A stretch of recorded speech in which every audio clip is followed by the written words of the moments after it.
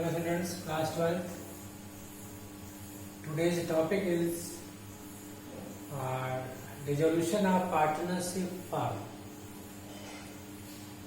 This means complete close down the business of partnership firm. When partner decide to completely close down the business firm, this is known as dissolution of partnership firm. In case of when a firm dissolved, there are some accounting work raised. As accountant, we prepare here realization account, partners loan account is given, partners capital account, and lastly cash or bank account. These four accounts are prepared when a firm dissolved. So the first account is known as revaluation account. This is very important. This is in nominal nature. Its nature is the nominal. ये एक nominal account है and it is prepared to showing the dispose of assets and paid off liabilities, and it is prepared to find out the profit or loss on realization of assets and payment of liabilities. The balance of this account is known as profit or loss. If credit side more than debit, known as profit or realization. If debit side total is more than credit side, it is known as loss or realization. This profit or loss which is raised here transferred to the partner's capital or current account. It means the profit on this is divided among partners and transferred to their capital or current account. Now the question is here, how is it prepared and what are the entries are passed to prepare the realization account.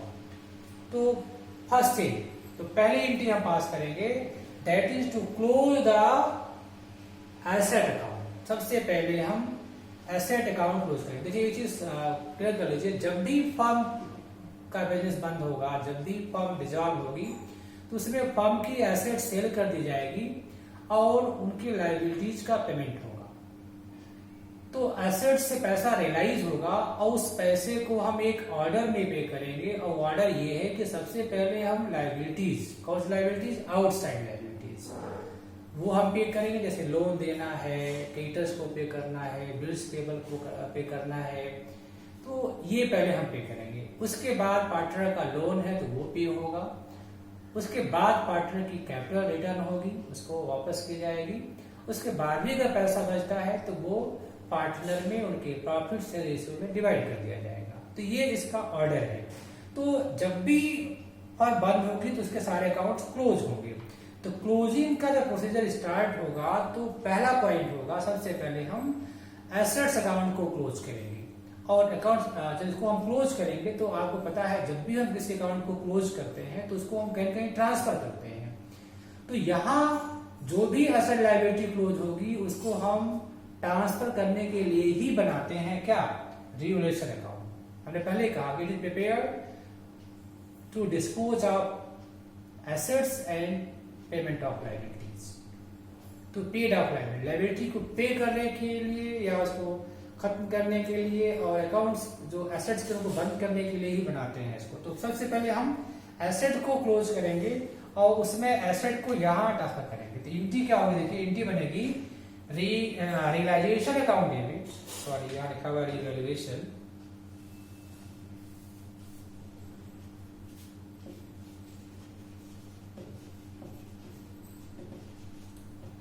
Realisation account debit. Entry होगी realisation account debit to sundry assets. तो to sundry means उनको हम individual show करेंगे. To sundry assets, यहाँ हम asset को individually अलग अलग नाम से दिखाएंगे, जैसे to land, to building, to furniture, to debtor, to stock, जो भी आपके क्वेश्चन में दिया होगा। लेकिन ध्यान दीजिएगा कि जब हम एसेट को यहाँ ट्रांसफर कर रहे होंगे तो उसमें हम क्या क्या नहीं लेंगे। एक तो कैश और बैंक नहीं लेंगे। दूसरा, अगर पार्टनर के नाम से कोई अमाउंट है जैसे कैपिटल, करेंट अकाउंट, वो नहीं लेंगे। और तीसरी चीज ये है कि अगर इसमें कोई फिक्टिशियस एसेट दी है जैसे profit and loss, that means accumulated loss दिया हुआ है, या कोई डिफर्ड एक्सपेंडिचर जैसे एडवर्टाइजमेंट सस्पेंस दिया हुआ है, तो उसको हम छोड़ के, क्योंकि वो सब कहाँ जाएंगे, वो जाएंगे कैपिटल अकाउंट में, इसलिए उनको यहाँ ट्रांसफर नहीं करेंगे। और सारी एसेट को उनके बुक वैल्यू, ध्यान दीजिएगा यहाँ जो वैल्यू होगी उनकी बुक वैल्यू होगी। बुक वैल्यू मीन्स जो बैलेंस शीट में आपको दी रहेगी क्वेश्चन दी, उसी वैल्यू पे इसको ट्रांसफर कर देंगे। और सेम इसी तरह से जो लायबिलिटीज है वो इधर आएंगी, तो by sundry liabilities, by sundry liabilities, तो ये भी इंडिविजुअली इनको हम यहाँ ले आएंगे। और ये भी किस पे आएंगी, ये भी आएंगी बुक वैल्यू पे, जो इनकी बुक वैल्यू दी होगी। तो इसकी एंट्री क्या होगी, sundry liabilities account debit to realisation account. तो ये एसेट क्लोज हो गई या ये लायबिलिटीज क्लोज हो गई। ये दो, पहला स्टेप ही हुआ एसेट, दूसरा स्टेप ये होगा। अब अगर हम तीसरे पे आते हैं तो अब ये जो एसेट है ये डिस्पोज करनी है। तो डिस्पोज ध्यान दीजिएगा कि इसको हम बेचेंगे, अगर बेचेंगे तो बाई कैश बैंक हो जाएगा, यहाँ कैश और बैंक अकाउंट। अगर इसको सेल करेंगे तो ये आएगी सेल्स वैल्यू, सेल्स वैल्यू यहाँ लिखी जाएगी। या कोई पार्टनर लेगा, दैट पार्टनर कैपिटल अकाउंट। अगर कोई पार्टनर ले रहा है तो उस पार्टनर का कैपिटल अकाउंट, और यहाँ होगा जिस वैल्यू पे लिया एज टेकन। और अगर किसी क्रेडिटर किसी लायबिलिटी के लिए इसको दी जा रही है तो इसकी कोई एंट्री नहीं होगी। तो डिस्पोज में तीन चीज आएगा, या तो हम सेल करेंगे तो बाई कैश और बैंक हो जाएगा, या एसेट को कोई पार्टनर लेगा तो बाई पार्टनर कैपिटल अकाउंट हो जाएगा एज टेकन प्राइस। और तीसरा, अगर हम इसको कोई लायबिलिटी के पेमेंट में दे रहे हैं तो इसमें इसकी कोई एंट्री मत करिएगा। अब आइए इधर सन्ड्री लायबिलिटीज, लायबिलिटीज यहाँ पेड होगी टू, अगर पेड फर्म कर रही है टू कैश और बैंक होगा, अगर फर्म ने पेड किया है तो। और अगर किसी पार्टनर ने पेड किया है तो to partner, that partner capital और करेंट अकाउंट, जो अमाउंट पेड की गई। यहाँ अमाउंट कौन सी आएगी, पेड अमाउंट। और कुछ नहीं दिया है, जो यहाँ है वही यहाँ हो जाएगा, और दिया है तो जो आप पेड अमाउंट है वो रखेंगे। और अगर किसी लायबिलिटी की पेमेंट में कोई एसेट दी गई है तो उसकी इनकी मत करिएगा यहाँ। तो ये हुआ एसेट रियलाइज हो गई, इधर लायबिलिटीज पेड हो गई। इसके बाद इसके एक्सपेंसेस होते हैं, जैसे बोलते हैं एक्सपेंसेस ऑन रियलाइजेशन। तो वो एक्सपेंसेस अगर फर्म पे कर रही है तो कैश और बैंक, ये एक्सपेंसेस हैं। अगर फर्म पे कर रही है तो फर्म को तो कैश बैंक लिखेंगे। अगर कोई पार्टनर पे कर रहा है तो वो पार्टनर्स का कैपिटल अकाउंट यहाँ हो जाएगा। ठीक है, तो ये हुआ जो इस पे एक्सपेंसेस होते हैं। अगर कोई एसेट अनरिकॉर्डेड है तो वो सेल होगी, सेल होगी तो बाई कैश, बाई कैश होगी, ये है अनरिकॉर्डेड। या कोई पार्टनर लेगा तो बाई पार्टनर कैपिटल हो जाएगी। ऐसे कोई लायबिलिटी अनरिकॉर्डेड है तो वो पेमेंट होगी, उसको बाई कैश लिखेंगे, ये अनरिकॉर्डेड है। अगर कोई पार्टनर पे कर रहा है तो पार्टनर का नाम, जैसे आपने यहां किया है। इसके बाद इन दोनों साइड को जोड़ेंगे, जोड़ करके डिफरेंस निकालेंगे। और डिफरेंस अगर क्रेडिट ज्यादा है तो इधर आएगा टू प्रॉफिट ऑन रियलाइजेशन। ये इसको प्रॉफिट कहेंगे, इसको पार्टनर में डिवाइड कर देंगे उनके रेशियो में। अगर इस साइड ज्यादा इधर आएगा बाई लॉस ऑन रियलाइजेशन।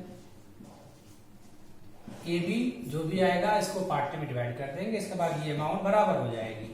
इस प्रकार से ये अकाउंट बन जाएगा। लेकिन इसकी एंट्री पूछता है, ये तो अकाउंट बनानी, एंट्री कैसे करेंगे। जैसे एक एंट्री इसकी होगी सन्ड्री एसेट ट्रांसफर कर रहे हो तो एंट्री का realisation account debit to assets account. Liability credit होती है, इसको आप क्लोज कर रहे हो तो डेबिट हो जाएगी, sundry liability account debit to realisation account. अब जब एसेट सेल होगी तो पैसा आएगा कैश और bank account debit to realisation account. अगर कोई पार्टनर ले रहा है that partner capital account debit to realisation account. Liability का पेमेंट फर्म कर रही है तो relation account debit to cash और बैंक अकाउंट। लायबिलिटी का पेमेंट कोई पार्टनर कर रहा है तो relation account debit to partner capital account. अब जो उसके एक्सपेंसेस होते हैं उसका पेमेंट का फर्म कर रही है तो relation account debit to cash और बैंक अकाउंट। अगर कोई पार्टनर कर रहा है तो relation account debit to partners capital account. कोई अनरिकॉर्डेड एसेट है वो सेल हो रही है तो बैंक और cash account debit to realisation account. अगर कोई से पार्टनर ले रहा है तो partner capital account debit to realisation account. ऐसे कोई अनरिकॉर्डेड लायबिलिटी है अगर उसको फर्म पे कर रही है तो relation account debit to cash और बैंक अकाउंट। कोई पार्टनर पे कर रहा है relation account debit to that partner capital account. इसके बाद दोनों साइड की टोटल निकाल करके बैलेंस करेंगे। क्रेडिट साइड ज्यादा है तो ऐसे कहेंगे प्रॉफिट और रियलाइजेशन। इसको डिवाइड करेंगे पार्टनर में उनके रेशियो में, इसकी एंट्री बनेगी realisation account debit to partners capital account. और अगर लॉस आ रहा है मीन डेबिट साइड ज्यादा है क्रेडिट साइड कम है तो यहाँ आएगा लॉस, इसे कहेंगे लॉस और रियलाइजेशन। ये भी पार्टनर में डिवाइड हो जाएगी और इसकी एंट्री बनेगी partner capital account debit to realisation account. तो ये जनरल एंट्री हो गई।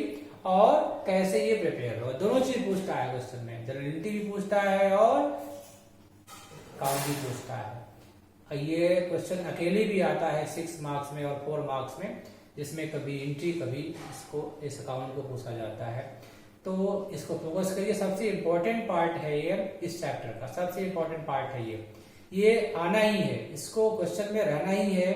अगर फर्म का डिसोल्यूशन पूछा जा रहा है तो उस चैप्टर के क्वेश्चन में रियलाइजेशन अकाउंट होगा या इसकी एंट्री पूछेगा या ये अकाउंट बनाना पूछेगा।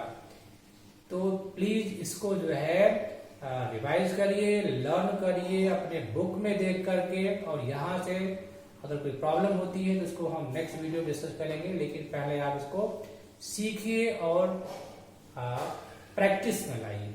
Thank you.